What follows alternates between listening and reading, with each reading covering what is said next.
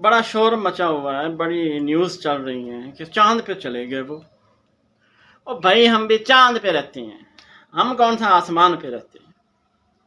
जो चीज़ें चाँद पर अवेलेबल हैं आपको यहाँ भी इस सोसाइटी के अंदर भी मिल जाएंगी जहाँ पे आप रहते हैं। चलो मैं आपको गिना देता हूँ। सबसे पहली चीज़, चाँद पे बिजली है? चल बताएं मुझे आप। नहीं है ना, तो इधर भी बिजली नहीं है। चाँद पर गैस है? नहीं है ना, इधर भी नहीं है। चाँद पर खड्डे हैं?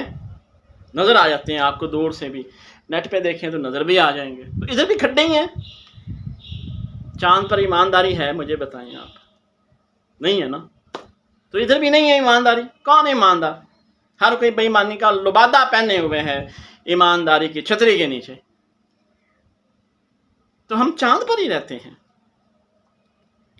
ये ज़रूर है कि वो चाँद आसमान में है, ये चाँद जो है वो इधर ही है, ज़मीन के ऊपर ही। उस चाँद पर आपको गुर्बत मिलती है? नहीं है ना, गरीब।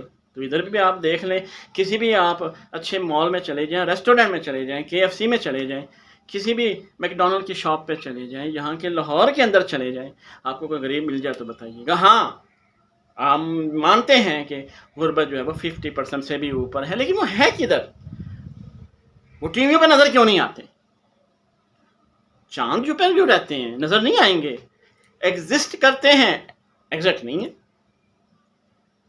क्योंकि ये एक सोसाइटी ऐसी है जिसने इसी ज़मीन को डेवलप करके चांद बना लिया है। तो जो फैसिलिटीज़ आपको चांद पर मिलेंगी, इतना फ्यूल खर्च करके चांद पर जाने का कोई फ़ायदा नहीं। यहीं आपको इसी सोसाइटी में वो चांद वाली सारी फैसिलिटीज़ मिल जाएंगी। ख्याल रखिएगा कहीं चांद पर मत चले जाइएगा, यही आपका चांद है। और खुश रहा करें। अल्लाह हाफिज़।